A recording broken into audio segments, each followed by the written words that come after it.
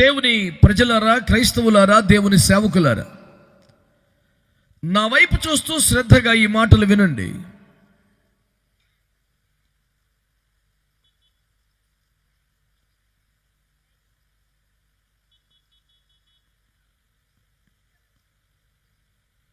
మహిమ కలిగిన దేవుని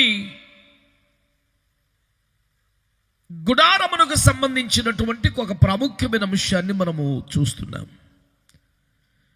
మానవ జాతి పట్ల, దేవుని బిడ్డల పట్ల దేవునికన్న అపారమైన ప్రేమ, కృప ఎంత మహోన్నతమైనదో ఈ రాత్రి దేవుడు మరొకసారి మనతో మాట్లాడబోతున్నాడు. నా వైపు చూస్తూ దేవుని వాక్యాన్ని వింటూ అవునంటూ ఆమెనంటూ స్తోత్రిస్తూ ఏకీభవిస్తూ రావాలని ప్రభు పేరిట మిమ్మల్ని కోరుతున్నాను. బిడ్డలారా, దేవుని నది పరలోక్యములో బయలుదేరి షిత్తీము లోయను తడిపిందని మనము యోవేలు గ్రంథములో చూస్తాం కదా. ఒక నది బయలుదేరి పరలోకము నుండి ఎక్కడో లోయలో ఉన్న తుమ్మ చెట్లను తడిపి ఆ తుమ్మ చెట్లను బాగా బలపరిచి అవన్నీ బాగా బలముగా ఏపుగా ఎదిగిన తరువాత ఆ తుమ్మ కర్రను భూమి మీద ఎవరు దేనికి వాడని పరిస్థితి ఉండగా, ఓ మంచమో, ఓ తలుపో, ఓ కిటికీయో, ఓ కుర్చీయో, ఒక బల్లో ఎవరో చేసుకోవడానికి ఇష్టపడని ఆ తుమ్మకర్రని దేవుడు ఏర్పాటు చేసుకుని మహిమ కలిగిన తన మందిరములోని ప్రతి ఉపకరణమును తుమ్మకర్రతోనే చేయమని చెప్పాడు. దేవునికి స్తోత్రం కలుగునుగా. ఈ మాట ద్వారా దేవుడు ఏమి తెలియచేయుచున్నాడు అంటే, ఈ లోకములో ఎవరు కొనని దానిని, ఎవరు ఇష్టపడని దానిని, ఏ ప్రత్యేకత ఆకర్షణ లేని దానిని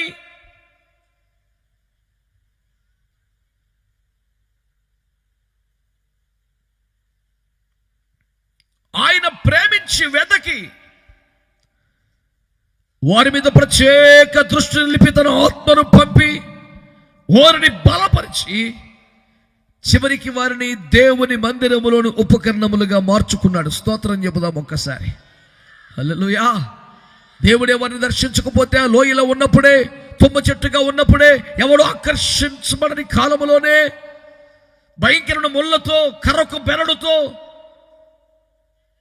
పశుపక్షాదులకు కూడా ప్రయోజనకరము కాదేమో అనే స్థితిలో, అందరి చేత నిరాకరించబడుతూ స్థితిలో ఉన్న జీవితాలని దేవుడు జ్ఞాపకం చేసుకోకపోతే, పరిశుద్ధాత్మ వారి మీదకి వచ్చి ఒప్పింపజేసి వారిని బలపరచకపోతే, ఈనాడు దేవుని సంఘములో కానీ, దేవుని సేవలో కానీ ఎవరైనా నిలబడగలమా? ఇదంతా దేవుని ఆత్మ కార్యమే కదా. అయితే ఈ పూట మనము ధ్యానిస్తున్న అంశం ఏమిటంటే, పెద్ద పెద్ద బలమైన తుమ్మ చెట్లను ఎంపిక చేశారు. కనీసం అడుగు వెడల్పు, అడుగున్నర వెడల్పు ఉండే చెక్కలు కావాలి. 6 అడుగులు ఎత్తున్నటువంటి చెక్కలు కావాలి. ప్రత్యక్ష గుడారపు ప్రాకారము కొరకైన పలకలు చేయాలి. ఎందుకంటే ఆ మందిరానికి గోడలు కట్టలేదు కదా, వెండి దిమ్మలు ఏర్పాటు చేశారు. ఆ గాడిలో, ఆ గ్రూలో తుమ్మ చెక్కలు నిలబెట్టి అదే ప్రాకారం చేశారు. బలిపీఠానికి తుమ్మకర్రలే వాడాలి. సముఖపు రొట్టెల బల్లకి తుమ్మకర్రే వాడాలి. ధూపవేదికకు తుమ్మకర్రే వాడాలి. చివరికి మహామహిమతో దేవదేవుడు దిగ్గవచ్చి కూర్చొని ఆశీనుడై ప్రజలకు మాట్లాడే, కలుసుకునే మహిమ కలిగిన మందసానికి గొడ్డ తుమ్మకర్రే వాడాలి. వెలుపటి ఆవరణములో ఉన్నటువంటి బలిపీఠ మొదలుకొని అతి పరిశుద్ధ స్థలములోని మందసం దాకా ప్రతిదానికి తుమ్మకర్రే. బిడ్డలరా, అకస్మాత్తుగా ప్రపంచంలో మేధావుల నిపుణత కలిగినటువంటి శిల్పకారుల దృష్టి అంతా తుమ్మకర్ర మీదకి వచ్చింది. ఏంటి తుమ్మకర్ర? ఎవరు ఇష్టపడేవారు కాదే, ఎవరు కోరుకునేవారు కాదే. టేకు రోజు లాంటివి ఎన్నో ఉంటే భూమి మీద దేవుడు ఆ చందనాన్ని కోరుకోకుండా ఈ తుమ్మకర్రను కోరుకున్నాడా?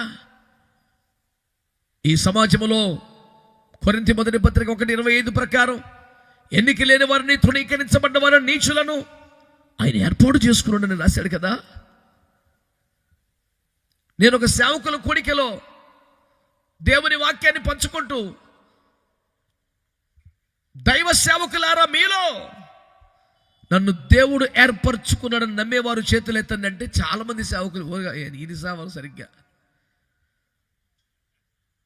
అడ్డగోలుగా చేతులు ఎత్తటమే. దైవ సేవకులారా మీలో నేను దేవుడి చేత ఏర్పరచబడ్డాను, దేవుడు నన్ను ఏర్పరచుకున్నాడు అని నమ్మిన వారు చేతులు ఎత్తండి అంటే చాలా మంది సేవకులు చేతులు ఎత్తారు. అప్పుడు అన్నాను, అయితే మీరు నీచులు, అసహ్యులు, ఎన్నిక లేని వారు, తృణీకరించబడ్డ వారు ఒప్పుకుంటున్నారా అంటే ఒక ఆయనకి చాలా కోపం వచ్చింది. నన్ను అలాగంటావా? ఏర్పరచబడ్డవారు నేను. అయ్యా, దేవుని వాక్యములను నీచులను, అసహ్యులను, తృణీకరించబడి ఎన్నిక లేని వారిని ఏర్పాటు చేసుకున్నాడు ఉంది. అలాంటి వారిని ఏర్పాటు చేసుకున్నాడట. నువ్వు అలాంటి వారికి కాకపోతే నిన్ను ఏర్పాటు చేసుకోవడం తప్పుడు కంగారు పడుతున్నాడు.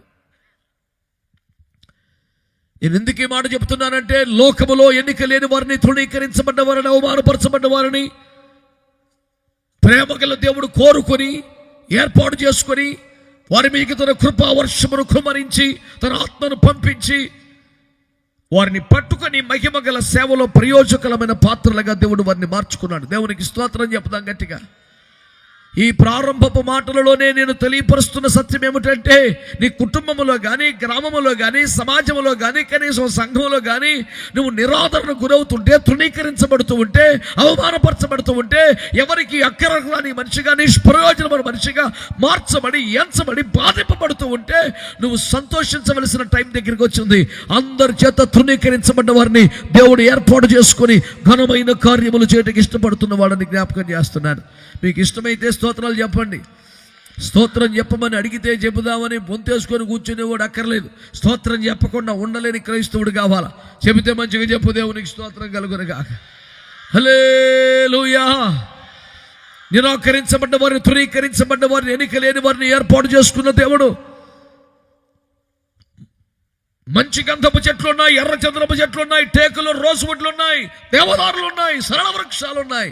వాటన్నిటినీ కాదని ఎక్కడో లోయలో ఉన్న తుమ్మ చెట్టును ఏర్పాటు చేసుకొని అతి పరిశుద్ధ స్థలముల మందసం దాకా ప్రతి దాన్ని ఆ తుమ్మకరతో వాడి ఏర్పాటు చేసుకున్న దేవుడు ఏమి తెలియజేస్తున్నాడు?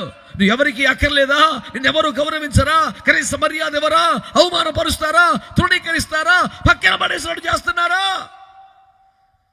వాక్యం తెలియని వాళ్ళైతే, ఈ రాత్రి మాటలు వినని వారైతే బాధపడతారు, దుఃఖపడతారు. నన్ను ఎందుకు అందరూ తృణీకరంగా చూస్తున్నారని. ఈ వాక్యం వింటున్న వాళ్ళకు సంతోషం. ఓహో, అయితే ఇప్పుడు నన్ను దేవుడు ఏర్పాటు చేసుకుంటాడన్నమాట. ఇప్పుడు నన్ను దేవుడు నన్ను పట్టుకుంటాడన్నమాట. ఇప్పుడు నన్ను దేవుడు తన చేతిలోకి తీసుకుంటాడన్నమాట.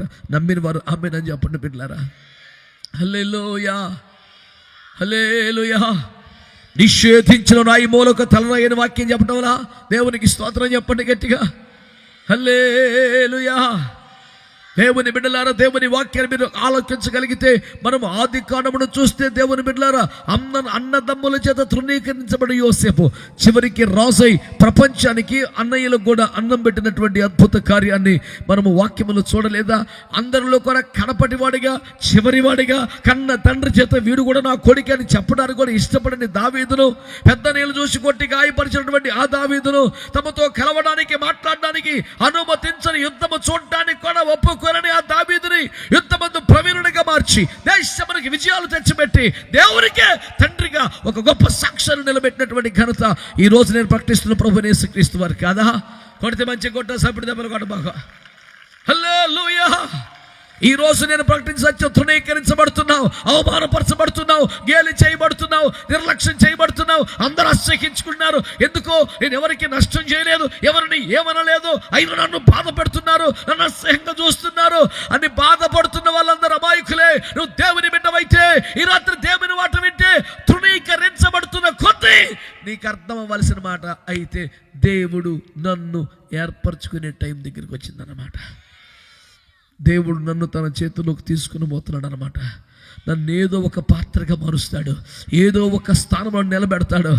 వెలుపటి ఆవరణములో బలిపీఠమైన పరిశుద్ధ స్థలములో ఉండే ధూప వేదికైనా లేకపోతే ఆ సముఖపు రొట్టెల బల్లైనా అతి పరిశుద్ధ స్థలములో ఉండేటువంటి మందసమైన అసలు మందిరము చుట్టూ ప్రాకారము నిలబట్టే గోడల కరిగిన చెక్కలైన దిమ్మలైన ఏదో ఒక స్థానములో నన్ను దేవుడు పెట్టబోతున్నాడు అనే విశ్వాసము కలిగి మీరు దేవుని స్తుతించవలసిన వారై ఉన్నారు. మంచిగా స్తోత్రం చెప్తారా? హల్లెలూయా, హల్లెలూయా. సభలలో కానీ యూట్యూబ్ ద్వారా కానీ నా సాక్షాలు కూడా మీరు చాలాసార్లు వినుంటారు. ప్రజలలో నాకు ఎదురైన అవమానాలు, తృణీకారము, నింద, బాధ, దుఃఖము భరించలేక ఒకసారి నేను మా అమ్మగారి దగ్గరికి వెళ్ళి, మమ్మీ నా ముఖం మీద వీడు అసహ్యుడని రాసి ఉంటుందా? నన్ను చూడగానే ఎందుకు ప్రజలు అసహించుకున్నారు? ఎందుకు నన్ను చేరనివ్వటం లేదు? అందరూ నన్ను ఎందుకు దూరం పెడతాను? నేనేం పాపం చేశాను మమ్మీ అని భయంకరంగా ఏడ్చిన సందర్భం నా జీవితంలో ఉంది. మా మమ్మీ నన్ను దగ్గర తీసుకొని, వద్దు కొడుకు అట్లా బాధపడద్దు, ప్రజలందరూ అట్లా తృణీకరిస్తేనే ఇంకా సంతోషపడు, దేవుడు నిన్ను తప్పకుండా చేర్చుకుంటాడు, దేవుని కౌగిట్లో పెట్టుకుంటాడు, దేవుడు వాడుకుంటాడు. నువ్వు బలహీనపడద్దు. తృణీకారం, నింద, అవమానం, శ్రమ, సేవలో ఒక భాగం, క్రైస్తవ్యంలో ఒక భాగం. నువ్వేమి కలవరపడద్దు, నమ్మకంగా దేవుని నిలబడమన్నప్పుడు దేవుని బిడ్డలారా, ఈరోజు జనములకు తండ్రిగా నా దేవుడు మార్చాడు, వేవేల మందికి ఆశీర్వాదంగా మార్చాడు. ఏమంటే భూది గంతములకు దేవుని ప్రేమను మోసుకొని పోయే కృపనిచ్చాడు. ఈ రాత్రి నిషేధించబడి రాయిని మూలకు తలరాయిగా మార్చిన దేవుడు, తుమ్మకర్రనే కోరుకున్న దేవుడు, లోయలో దాన్ని కోరుకున్న దేవుడు, మందిర సకలోపకరణముల ప్రాకారముల దాకా ఆ తుమ్మకర్రే కావాలని కోరుకున్న దేవుడు, తృణీకరించబడిన వారిని, వెలివేయబడిన వారిని, అవమానపరచబడుతున్న వారిని ఈ రాత్రి కోరుకుంటున్నాడని, వారి వద్దకు తన సేవకులను పంపుతున్నాడని ఈ సందేశము ద్వారా వారిని తన మహిమ కలిగిన పరిచర్యకు మందిరంలోనికి రమ్మని ఆహ్వానిస్తున్నాడని ప్రకటిస్తున్నాను. దేవునికి స్తోత్రం కలుగును గాక. ఆమేన్. హల్లెలూయా, హల్లెలూయా. అకస్మాత్తుగా తుమ్మ చెట్లలో ఒక సంతోషం, తుమ్మ చెట్లలో ఒక సౌభాగ్యం. అరే మనల్ని ఎవడు పట్టించుకోలేదురా, మేకలు కూడా తినే ఆకులు కాదు, మన బతికెట్టయిపోయింది ఏందిరా అని బాధపడుతున్న వేళ దేవుడు నన్ను కోరుకున్నాడు. నేను మందిరంలోకి వెళ్తానంట. ఇప్పుడు ఆ బయట ఎక్కడ వెలుపటి ఆవరణంలో ఉండే బలిపీఠం, దాని మీదకి అగ్ని దిగి వస్తుంది కదా. ఏమిటి అగ్ని? స్వయంగా దేవుడే. ఆమేన్, ఆమేన్. దేవుడు దహించు అగ్ని అయి ఉన్నాడు. పరలోకములో ఒక అగ్నిగా ఆయన దిగి వచ్చాడు. అతి పరిశుద్ధ స్థలములో ఉన్న మందసం మీదకి ఏమొస్తుందట? యాజకులు కూడా నిలువలేనంత మహామహిమ. ఏమిట మహిమ? నా దేవుడే. ఈ రోజున గమనించండి, వెలుపటి ఆవరణములో ఉన్న బలిపీఠం మీదకైనా, అతి పరిశుద్ధ స్థలములో ఉన్న మందసం మీదకైనా దిగి వచ్చి దాని విలువను, స్థాయిని పెంచేవాడు మన దేవుడు. మీకు జ్ఞాపకం చేస్తున్నారు. దేవునికి స్తోత్రం చెప్పండి. హల్లెలూయా. అందరం చెబుదాం హల్లెలూయా. పెద్ద పెద్ద వృక్షములు నరకబడుతున్నాయి, పెద్ద పెద్ద చెక్కలు కోయబడుతున్నాయి, రొద్దంతా పక్కన వేస్తున్నారు, చిన్న చిన్న కొమ్మలు నరికి బారేస్తున్నారు, సన్న సన్నగా నేను అవతల బారేస్తున్నారు, అదంతా చెత్తలోకి వెళ్ళిపోతుంది. పెద్ద పెద్ద చెక్కలే తయారవుతున్నాయి, పెద్ద పెద్ద కర్రలే కోడులు అవుతున్నాయి. ఏ క్లాస్గా తయారైపోయింది మందసం. మందసం తయారైపోయింది, బలిపీఠం తయారైపోయింది, బల్ల తయారైపోయింది, ధూపవేదిక తయారైపోయింది, ప్రముఖమైన ఉపకరణములన్నీ బ్రహ్మాండంగా తయారైపోయినాయి. సన్న సన్న కర్రలు, చిన్న చిన్న కర్రలు లాటు పారేసి తుక్కు అవన్నీ అక్కడ పాడేసి ఉంటే, పిల్లరా ఈ సన్న సన్న కర్రలు, చిన్న చిన్న కర్రలు అన్నీ మాట్లాడుకున్నాయంట. కొంతకాలం అయితే మనం కూడా ఉపయోగపడే వాళ్ళం. మనం కూడా కొమ్మ చెట్టు అయి ఉంటే, మనమే మొదలయ్యి ఉంటే, మనమే బలమైన కాండం అయి ఉంటే, మనమే ఏపగా ఎదిగిన చెట్లు అయి ఉంటే, మనం కూడా ఏ మందసమో దరిద్రానికి పోయిన చివరికి బయట ఉన్నటువంటి బలిపీఠం అయ్యి ఉండేవాళ్ళం.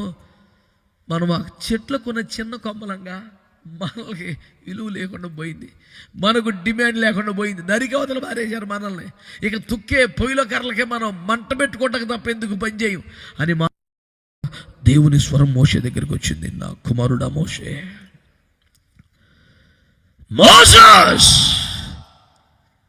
నా కుమారుడా మోషే, అయ్యా పక్కన పారవేసిన తుక్కులో నుంచి, ఆ చిన్న చిన్న కర్రలో నుంచి, సన్న కర్రలో కొంచెం తిన్న కొన్ని పోగేసుకుని రా అన్నాడు. అయ్యేందుకు ప్రభా, సెల్మెంట్ కాసుకునే వరం కాదయ్యే, వంట చేసుకునే కర్రలకి ఇప్పుడు ఎందుకు అయ్యండి అంటే, నువ్వు తేపో అన్నాడు. మళ్ళీ ప్రక్కన పాడవేసిన తుక్కులోకి చెత్తలోనికి ఎగరెళ్ళాల్సి వచ్చింది. దేవునికి స్తోత్రం. అందులోంచి కర్రలు జాగ్రత్తగా ఎంపిక చేశాడు. ఏందయ్యా ఇటు గొడవ అంటే, ఈ మందసం ముందు చూసావు, ఈ ధూప వేదిక ముందు చూసావు, ఈ బలిపీఠం ముందు చూసావు, ఈ సమ్ముఖపు రొట్టెల బల్ల ముందు చూసావు. ఈ మహిమ కలిగిన ఉపకరణాలు ఒక చోట నుండి మరొక చోటకి వెళ్ళటానికి, ఇన్ని మజిలీలలో ఆగిన ప్రతి చోట మందిరం వేయబడితే మరలా కొనసాగటానికి ఇదే మహిమ, ఇదే అభిషేకం, ఇదే ప్రభావం, ఇదే అద్భుతమైన అమరిక అన్ని చోట్ల ఏర్పాటు చేయబడటానికి ఈ అగ్నిని, ఈ మహిమను, ఈ ధూపమును, ఈ సహవాసమును ఒక చోట నుండి వేరొక చోటికి మోసుకెళ్ళడానికి మోత కర్రలు కావాలి నాయన. ఆ చిన్న చిన్న కర్రలు అనేది ఇమ్మన్నాడు. స్తోత్రం చెప్పండి ఒకసారి గట్టిగా. హల్లెలూయా. సుధీర్ ఒకసారి ఇట్రానన్న. హల్లెలూయా. ఇంకెవరున్నైతే అంత స్పీడ్గా రారని నిన్ను పిలిచా. ఏంది బక్క కనపడుతుంది, పెద్ద ప్రసంగికుడండి బాబు, 3 సంఘాలు పాస్ట్ గారు. ఏమనుకుంటున్నారు? దేవుని స్తోత్రం. హల్లెలూయా. ఇప్పుడు నన్ను ఈ అబ్బాయిని పక్కన పెట్టారు అనుకో, ఏందిరా నాయన, ఈ మనిషి ఎంత భారీగా ఉన్నాడు, ఇతను పిల్లలా ఉన్నాడు, ఏనుగు ఎలకలా ఉన్న, ఏందిరా ఈ కాంబినేషను అనిపించుద్ది. ఇప్పుడు 1 కోటి రూపాయలు మాట చెప్తాను, కడుపులో పెట్టుకో. ఇది మందసం అయిపోయింది. ఈ సన్న కర్రలన్నీ పక్కన పారేశాడు అనుకున్నారు. మెల్లికి చేశాడు. ఓ మందసమా, నువ్వు బయలుదేరి షిలోహుకు వెళ్ళమంటే నేను ఎట్టబోయేది నా తండ్రి. నువ్వు దిగి వస్తే నీ మహిమను భరించి ఆనందపడుతున్నాను తప్ప నేను లేచి షిలోహునికి ఎట్లా పోయేది నాయన? చెరపట్టబడ్డ స్థానంలోంచి బయటికి ఎట్లా వచ్చేది దేవుడా అంటే, నువ్వు ఎంత మహిమ కలిగిన మందసమైనా నీకు ఒక సన్న కర్ర ఒకటి కావాలరా బాబు, దాని పేరే మోత కర్ర. అది అక్కడ పడేసి ఉంది, తీసుకురమ్మన్నాడు. స్తోత్రం చెప్పండి. ఇంత లావు చెక్కగా పోయిన పర్లా, ఇంత సన్న కర్ర అయినా సరే అది మహిమ గల మందసాన్ని మోయటానికి, ఈ మహిమను మరో చోటకి తీసుకెళ్ళడానికి ఉపయోగపడుద్ది. కేవలం సైజు వ్యత్యాసం చూపించడానికి పిలిచాను. పాస్టర్ గారు మీ ప్రసంగికుడివి ఏమనుకోబాకు నాయన. దేవునికి స్తోత్రం చెప్పండి గట్టిగా. అంత మంచోడికి సపోర్ట్లు కొట్టచ్చు కదా. థ్యాంక్ యూ అన్న.